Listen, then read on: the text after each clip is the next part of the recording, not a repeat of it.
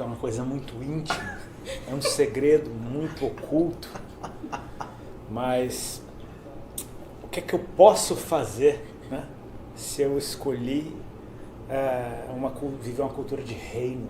Aleluia, um manto sagrado. Exatamente, não tem... Pra que torcer para outro?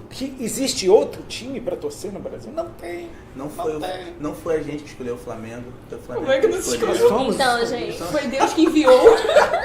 como a boa vascaína que sou, me retirando dessa conversa, tô brincando. Brincadeiras à parte, né? Foi só um quebra-gelo básico.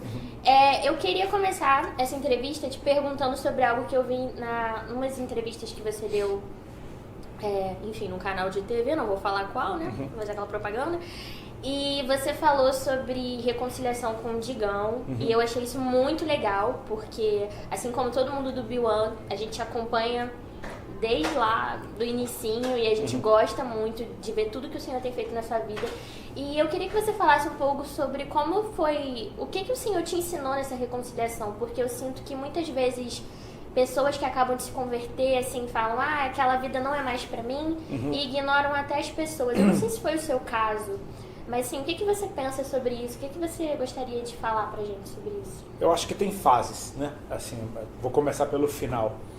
Tem fases. Eu acho que no começo da caminhada, e assim, no meu caso particularmente, era um mundo muito grande que me prendia. Todo mundo, quando vem para Cristo, tem um certo mundo que te prende, né? Um sistema. Você está inserido num sistema. E o mundo que me prendia era muito grande.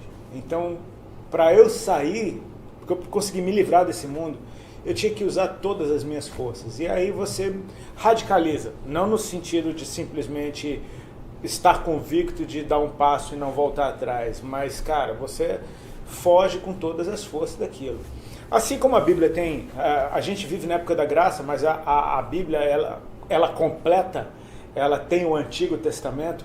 Eu acho muito válido esse princípio meio Antigo Testamento na nossa vida, sabe? Tipo assim, exatamente, essa camisa do diabo rasga, essa música do capeta, né? Quebra. É bom ter essa essência. É legal porque assim você precisa remover altares, de certa forma.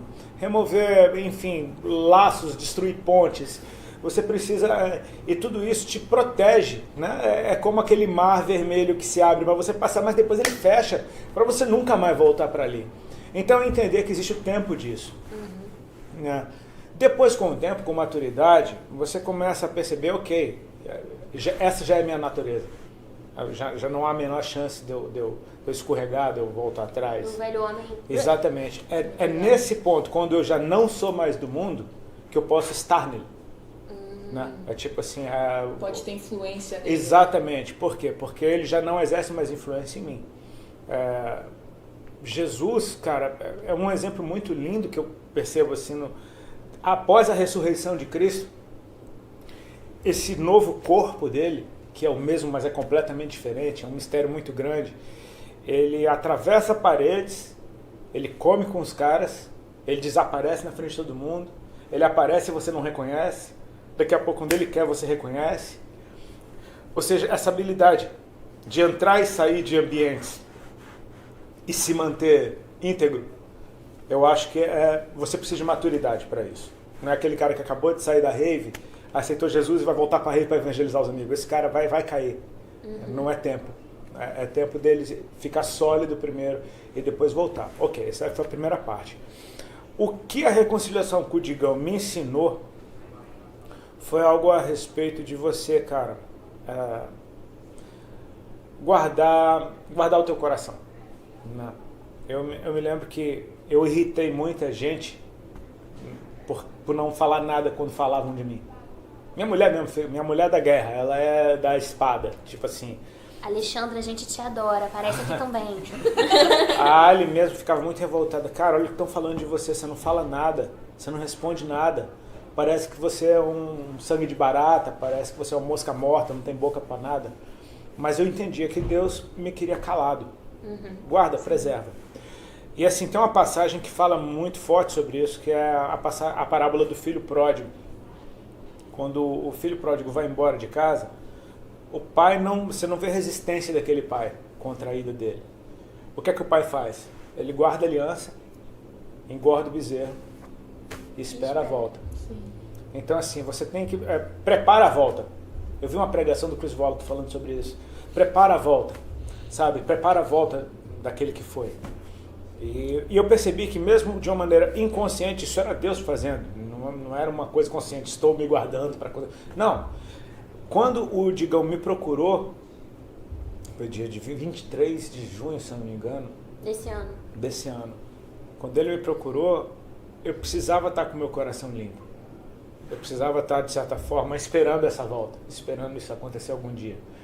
E o fato de eu não ter agredido a ele pessoalmente, ele se ofendeu muito com a minha saída, ele se ofendeu com o tom com o qual eu me referia ao Raimundos, ele achava que era rejeição, enfim, e tudo isso eu entendo, mas eu jamais falei nada dele.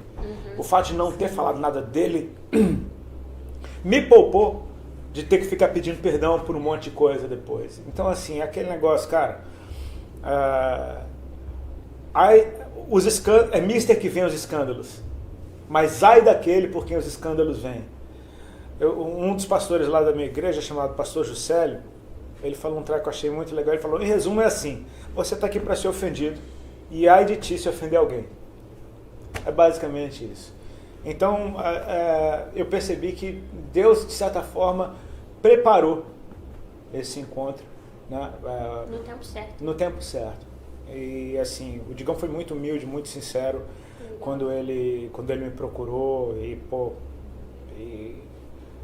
e assim, quando eu respondi a ele, ele falou, pô, Digão, eu queria te pedir perdão, não sei o que. Eu falei, cara, quando eu comecei a falar com ele, ele já começou a chorar. E aí eu já percebi, cara, tipo assim, ele foi surpreendido com um abraço, ainda que fosse por telefone, sabe? Não teve aquele valeu, brother. Sabe, tipo assim, aquele cara friozão. Não, tipo, eu tava esperando a tua volta. Né? Exatamente. Então, foi um treco muito de Deus. Mudou minha vida. Porque nesses 19 anos, se tinha um peso grande sobre mim que eu nem sabia que ele existia, mas de tanto tempo você carregar, você nem lembra que ele existe. Aquela corcunda, sabe? Aquela dor no joelho que você acostuma que ela existe. Quando sai, você fala, poxa, meu, agora eu tô começando a viver. Verdade. E a gente é alcançado com uma graça, né, cara? Eu lembro da minha conversão, que eu fui tomado por uma graça, por um amor que eu não sabia. Uhum. E o meu coração se inclinava para viver algo novo, uma mudança radical. E realmente, o reparo das coisas, né, é importante. Mas também, como o Rodolfo falou, é importante saber as estações, o tempo de cada coisa, se você está preparado para isso. Exato. É porque eu acho que a gente tem muita essa mentalidade de a gente tem que estar em paz com todos, tem que perdoar, e a gente acha que essas coisas são instantâneas. Mas às vezes leva anos. Existe um processo. E há tempo para todas as coisas, né? Há tempo para todas as coisas. Eu me lembro de uma vez eu vi uma adolescente, aquela fase questionando tudo, né? Numa reunião, numa casa, perguntando para um pastor, por que Deus mandava matar todo mundo no Antigo Testamento? Poxa, as crianças, sabe? Então, tipo assim, Deus conhece o fim. E Deus percebia o tanto que aquelas culturas já estavam completamente endemoniadas ao ponto de, se você deixar viver, eles vão ser o espinho na carne. É ali a primeira parte que esse espinho na carne aparece na Bíblia. Se vocês deixarem eles viverem, eles vão ser um espinho na carne. O espinho na carne, ele era uma expressão a inimigo, a opositor. Tanto que muita gente fica perguntando, qual era o espinho da carne de Paulo? Cara, era um opositor. Era alguém enviado de Satanás, que esbofeteou ele algumas vezes, que se opunha a tudo que ele pregava. Alguém que, talvez, um judaizante, que aonde Paulo passava, ele despregava tudo que Paulo falava. Sabe? Tipo assim, faz sentido. Faz sentido. Então eu entendo que há tempo para tudo. Há tempo de você plantar, há tempo de colher, há tempo de sorrir, há tempo de chorar, há tempo de fazer amizade e há tempo de ficar distante. E cabe a gente a discernir isso, quando é tempo de todas as coisas, sabe? Jesus é um pacificador. Bem-aventurados os pacificadores.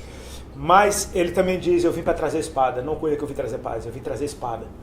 Então, quando é o tempo de honrar pai e mãe e quando é o tempo de deixar pai e mãe. Sabe? A gente precisa estar ligado em Deus. Deus é Deus, ele faz o que ele quiser, a hora que ele quiser, do jeito que ele quiser. E tudo isso na Bíblia parece contraditório, mas fala de tempos. Existe um tempo que é propício para isso, o outro é propício para aquilo. E não adianta você fazer uma coisa bonitinha na hora errada. Ela não vai funcionar. É a coisa certa no momento errado, se torna coisa errada. Exatamente. Eu tinha uma pergunta. Quando estava acontecendo todo aquele mover de Descend e tudo mais, você participou, acho que em Brasília, correto? Brasília e o Allianz também. Eu não estava aqui no Brasil, isso me doía o coração demais, mas eu estava no lugar onde Deus tinha me separado para estar. A Bethel.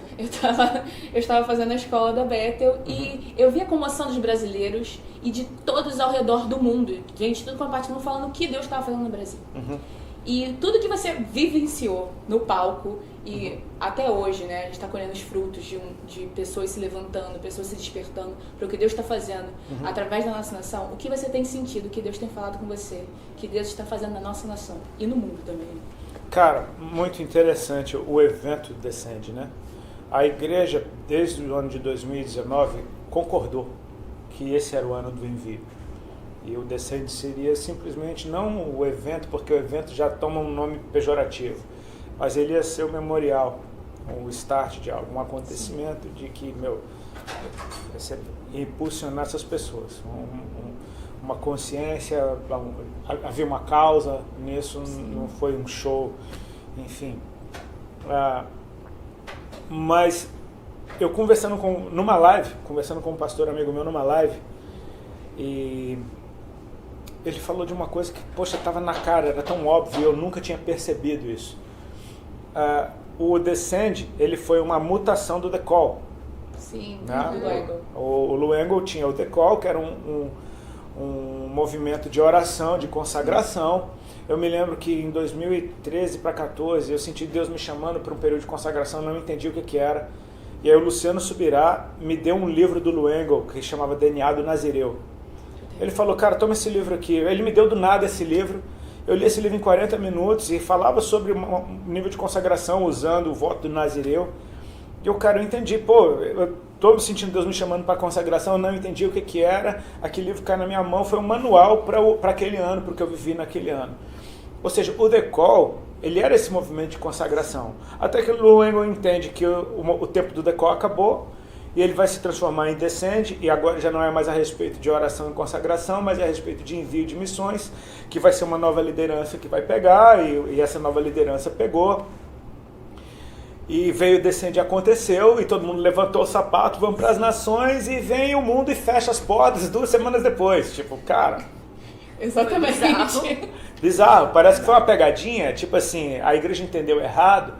E conversando com esse pastor amigo meu na live, ele falou uma coisa, cara, ultra simples, mas, tava na cara, como é que ninguém viu? Não existe Descend sem The Call. Então, ok, vocês vão? Vão. Então, primeiro The Call. Uau. Primeiro vamos ser chamados para consagração e oração. Primeiro vai todo mundo para dentro de casa, vai aprender a levantar um altar de adoração dentro da sua casa. Vai ser responsável pela sua vida com Deus, vai ser responsável pela sua leitura bíblica. Não vai ter ninguém para te ajudar, é você. Exatamente. E se você for para um lugar que não tem evangelho sendo pregado, você vai ter que ser o cara que adora, que prega, que ora, você vai ter que aconselha. Você vai ter que ser. A sua casa tem que ser um ambiente de adoração. Então você percebe, cara, acho que faz sentido. E literalmente, eu não sei se você percebe isso, mas houve uma mudança na atmosfera. Parece que o Descend foi há 3 anos atrás. Muitos anos. Eu senti realmente uma rotação, sabe? Uma mudança. Olha, tem algo literalmente mudando na atmosfera, no mundo, sabe? E você falando isso sobre oração, quantos foram para suas casas e aí redescobriram o que é realmente ter uma vida de oração. O seu secreto, você e você, sabe? E até as coisas simples também, né? Tipo, você tá em casa, honrar o seu pai e sua mãe, conviver com a sua família. Sim. Porque às vezes a gente que trabalha muito na igreja, a gente tá fora da igreja, é fácil ter uma relação boa com o pai e a mãe, você quase não vê seu pai e sua mãe. Aí você tem que, vem a pandemia, você tem que ficar em casa. Sim. E viver com aquelas pessoas. E você, não, porque eu vou amar as nações, e eu vou ser pai de multidão. Vai amar sua casa primeiro. E teu pai fala, dá um berro nele, sabe? Uma coisa que eu acredito muito, que o avivamento vem de dentro, sabe? Você primeiro tem que viver um avivamento pessoal, no seu quarto, no seu secreto, para depois você espalhar para as nações. Sim. Porque até a explosão, se você vê o fenômeno da explosão, ela vai para dentro para depois ela expandir de uma forma bizarra.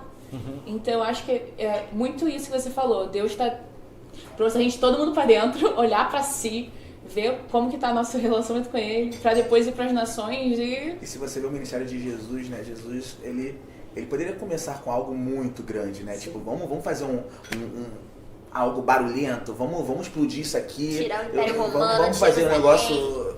Mas, cara, Jesus começou com 12, cuidando individual de cada um, discipulando e tal, e começando algo estratégico e simples, sabe? Às vezes, o que Deus quer fazer é isso. Eu acho que Deus está nos pedindo isso, ó, retorno à simplicidade, retorno à essência, retorno ao começo, aos primeiros passos. E se você perceber, o ministério de Jesus, ele começa numa grande explosão, porque João Batista é o profeta reconhecido por todos, tem uma multidão ali. E João Batista, a mensagem dele era: eu batizo com água, mas vem um depois de mim que vai batizar com o Espírito Santo. Ou seja, o papo de João Batista era: tem um que está vindo, está no meio de vocês, vocês não conhecem, ele é maior do que eu não sou digno de desatar suas sandálias. Ou seja, o papo de João Batista era: esse que vem, esse que vem, esse que vem. De repente, num belo dia, totalmente público, ele fala: esse é. E batiza Jesus, e o céu abre, e o Pai fala, e todo mundo ouve, e o Espírito Santo desce. Cara... Ele preparou o caminho. E aí o que acontece? Um vácuo. Exatamente. Tipo, cadê? Deserto, decol. Deserto. É real. Deserto. Ali Jesus vence Satanás de um jeito que ninguém viu. A guerra que foi a partir do deserto, o ministério de Jesus começa e nunca o diabo foi problema para Cristo. Porque ele já estava vencido. Jesus chega em Gadara, a legião de demônio vem ajoelhada adorando a Deus. Cara, que humilhação, cara. Tipo, ele arruinou todo o velório que ele foi. O morto já saía ressuscitando, tipo, cara... É muito engraçado de pensar. Tipo assim, ele venceu algo no secreto que ninguém viu, mas foi a grande batalha. Tipo, na cruz, Jesus casou com a gente, né? Ali ele casou com a gente, ali ele selou a aliança. Ali ele ganhou uma noiva, né? Mas no deserto ele venceu o diabo. E o diabo não foi empecilho algum para o ministério de Cristo. Nunca. Tipo, ele foi crucificado, como a paixão de Cristo mostra, né? O diabo ali. Não foi o diabo, foi Deus purinho. A crucificação foi Deus, foi plano de Deus, não foi do cão. Né? Então, assim, o diabo perdeu numa guerra secreta. Ou seja, quantas guerras foram travadas dentro de casa nesse tempo? Sabe? Guerras que precisam ser vencidas. E você não vai poder sair para a batalha sem vencer a guerra. Né? Tipo, é estranho falar isso. Sair para a batalha sem vencer essas guerras antes. São guerras internas. Não. Eu entendo que a gente construiu algo muito lindo, que é uma beleza nos templos, luzes. Acredito que o louvor, né, a música ficou bem mais elaborada, né? Cada vez mais houve um glamour, né, no meio cristão, meio gospel, vamos dizer assim. Mas eu acredito que voltar para a simplicidade sempre é um começo. Tipo assim, olha, vamos sair das conferências, sabe? Vamos pro secreto, vamos pro quarto, vamos estar sozinhos, sabe? Eu acho que é um tempo. Então eu acredito muito nisso. E enquanto você está falando de demônio, e a Bíblia vai falar, né, que tem lutas que são travadas, mas que não é para lutar no âmbito carnal, e sim no âmbito espiritual. Porque não é pela nossa força. E muitos de nós tinham esquecido disso. Exato. Né? Que tem lutas que são para ser travadas no âmbito espiritual. Cara, esse tempo ele mudou a música da igreja. Porque se você pensar, ministérios de louvor que são... Eu não me vejo nem enquadrado nisso, porque eu me vejo mais pregando o evangelho do que cantando. A música está dentro de mim, beleza, mas eu não sou um ministro de louvor. Não tenho uma banda, minha música não é feita para congregação. Eu percebi, ministérios de louvor que fazem música para congregação, não tinha uma congregação para cantar essas músicas. Então, assim, fica um treco, cara, que tipo de música a gente vai produzir nesse tempo? Né? Então, isso muda a nossa forma de ser igreja. Tipo, da cozinha da minha casa, eu preguei para milhares de pessoas. Tipo, no lugar que eu faço meu devocional de manhã, que eu almoço, janto, eu estava pregando para milhares de pessoas. Ou seja, com a mesma estrutura que um canal de televisão tem. Os caras estão até hoje dentro de casa com a estante de fundo, com a conexão meio palha, falhando o tempo inteiro. Pô, cara, a nossa estrutura está melhor. Sabe, tipo assim, funciona bem. Então, a gente percebe, tudo foi movido, né? Teve uma estruturação e gerou uma sede absurda pela congregação. Tipo assim, pode ter certeza, tá tudo voltando. A congregação vai cantar mais alto do que nunca, sabe? O público está fazendo inscrições para guardar o seu lugar na igreja com uma sede que parece que é a conferência das galáxias. Não, é só um culto de domingo. Tipo assim, a galera fazendo inscrição, voando para poder pegar um lugar na igreja. Essa sede, essa busca pela presença, ela transcendeu tudo que a gente estava acostumado. Né? Eu acho que é um tempo muito válido. A gente vai ter que encerrar porque temos um tempo limitado. Triste. Vamos estar abençoados. Vou encerrar então. Pode ser. Bom, pessoal, esse foi o nosso bate-papo com o Rodolfo. A gente agradece, Rodolfo. Valeu. Por falar com a gente aqui. E sigam o B1 em todas as redes sociais. Fiquem de olho porque toda segunda-feira às 8 da manhã tem podcast novo. Tanto no Spotify, quanto na Apple, quanto no YouTube também e no Anchor. Isso, em tudo. É isso. Então, um beijo e até mais. Muito estranho, cara. Olha, a gente só tá acostumado tipo